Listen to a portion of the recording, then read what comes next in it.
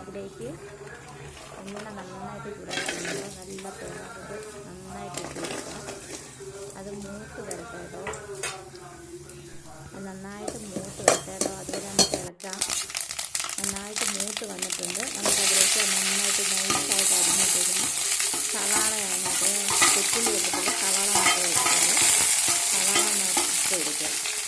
അപ്പോഴേക്കും നമുക്ക് കുക്കറിൽ ചേർത്ത് നമുക്കത് മുളക് പൊടി, മല്ലിപ്പൊടി, മസാലപ്പൊടി എല്ലാം കൂടെ മിക്സ് ചെയ്ത് നമുക്ക് കുക്കറിൽ വെച്ചപ്പോഴത്തേക്ക് വേവിക്കാം. അത് കുക്കറിൽ ഇരുന്ന് വേവുന്നുണ്ട്.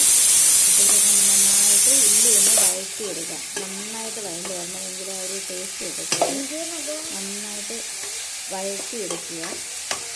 ഉള്ളിയും അതിനകത്ത് ശകല ഉപ്പ് ഇട്ട് കൊടുത്ത് കഴിയുമ്പോൾ പെട്ടെന്ന് ഉള്ളി വഴണ്ടി വരും. ചെറുതായിട്ടൊന്ന് അടച്ച് വെച്ച് കൊടുത്താൽ കേട്ടോ, അപ്പോൾ പെട്ടെന്ന് വഴണ്ടി വെക്കുന്നതായിരിക്കും. വഴറ്റി വെച്ചതിന് ശേഷം നമുക്ക് ഇഞ്ചി വെളുത്തുള്ളി ഒന്ന് മൂത്തിക്കഴിഞ്ഞ് ഇതൊന്ന് മൂത്ത് വന്നതിന് ശേഷം മാത്രമേ ഇട്ടാൽ മതി. ഇല്ലെങ്കിൽ പെട്ടെന്ന് അടിച്ച് പിടിക്കും ഇഞ്ചി വെളുത്തുള്ളി. നമുക്കൊന്ന് അടച്ച് വെച്ച് കൊടുക്കാം. അപ്പോൾ ഉള്ളി വഴണ്ട് വന്നിട്ടുണ്ട് കേട്ടോ. നമ്മളതിലേക്ക് നടുക്ക് ചെറുതായിട്ട് എണ്ണ ഒഴിച്ച് കൊടുത്തിട്ട് അതിലേക്ക് ഇഞ്ചി വെളുത്തുള്ളി ഇട്ട് കൊടുത്ത് നന്നായിട്ട് മൂപ്പിച്ചെടുക്കാം. അതിനകത്ത് ഇട്ട് നന്നായിട്ട് മൂപ്പിച്ച് അതുമായിട്ട് മിക്സ് ചെയ്ത് നന്നായിട്ട് എടുക്കുക. അപ്പോൾ നന്നായിട്ട് മിക്സ് ചെയ്തെടുക്കണം. തീ നന്നായിട്ട് ഇട്ട് കൊടുക്കണം കേട്ടോ, അല്ലെങ്കിൽ പെട്ടെന്നത് വഴറ്റിയെടുക്കാൻ പറ്റത്തില്ല. അപ്പം നന്നായിട്ട് ഇളക്കി കൊടുക്കുക. അടിച്ച് പിടിക്കാതെ ഇളക്കി കൊടുക്കണം കേട്ടോ. അടിച്ച് പിടിക്കാതെ നന്നായിട്ട് കറിവേപ്പിലൊക്കെ ഇട്ട് നന്നായിട്ട് ഇളക്കി കൊടുക്കുക. കറിവേപ്പില ആദ്യം ഇട്ട് കഴിഞ്ഞ മാത്രം ഇടത്തില്ല, ഇടയ്ക്കാണെങ്കിൽ കറിവേപ്പില ഇട്ട് കൊടുക്കുമെങ്കിൽ ആ ഒരു മണം സ്മെല്ലൊക്കെ കിട്ടത്തുള്ളൂ കേട്ടോ.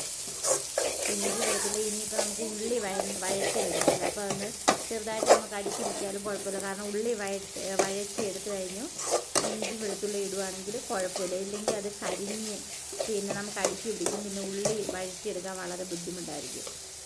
അപ്പോൾ ഇത് നന്നായിട്ട് വഴണ്ട് വന്നിട്ട് അതിലേക്ക് ശകല മഞ്ഞപ്പൊടി ഇതിന് ശേഷം ശകല മഞ്ഞപ്പൊടി ഇട്ട് കൊടുക്കുക. അപ്പോൾ ആ ഒരു മഞ്ഞ കളർ വന്നിട്ട് നമുക്കതിലെല്ലാം പിടിച്ച് കറക്റ്റായിട്ട് കിട്ടും. ഏറ്റവും അവസാനമാണ് മഞ്ഞപ്പൊടി ഇട്ട് കൊടുക്കുക, ആദ്യം ഇട്ട് കൊടുക്കത്തില്ല കേട്ടോ. അപ്പോൾ മഞ്ഞപ്പൊടി ഇട്ട് കൊടുത്ത് നന്നായിട്ട് അതിലൊന്ന് മിക്സ് ചെയ്തതിന് ശേഷം കുറച്ച് ശകലം പേരിന്, അതായത് ആ ഉള്ളിയുടെ ഒരു മണം വേറാൻ വേണ്ടി മാത്രം നമ്മൾ കുറച്ച് മുളക് പൊടിയും കൂടി ഇട്ട് കൊടുക്കണം. വേറെ ഒന്നും ഇടണ്ട, കാരണം നമ്മൾ ഇതിനകത്തെല്ലാം ഇട്ട് നമ്മൾ മിക്സ് ചെയ്താണല്ലോ വേവിച്ചെടുക്കുന്നത്. അപ്പോൾ നമ്മൾ അതിലേക്ക് കുറച്ച് മുളക് പൊടിയും കൂടെ ഇട്ട് കൊടുത്തൊന്ന് വഴറ്റിയെടുക്കണം. എങ്കിലേ ആ ഒരു ഉള്ളിക്ക് ആ ഒരു മുളക് പൊടിയുടെ ഒരു പച്ച മണമൊക്കെ മാറി അതിനകത്ത് ആ മുളക് പൊടിയുടെ സ്മെല്ല് മാറിയിട്ട് നമ്മളതിനകത്ത് ഉള്ളി കറക്റ്റായിട്ട് വഴറ്റിയെടുക്കത്തുള്ളൂ കേട്ടോ. നന്നായിട്ട് അതൊന്ന് വഴറ്റി വരട്ടെ. എന്നിട്ട് നമ്മൾ കുക്കറിൽ വേവിച്ചിട്ടേക്കുന്ന പോർക്കിറച്ചും കൂടെ ഇതിലേക്ക് തട്ടി കൊടുക്കാം.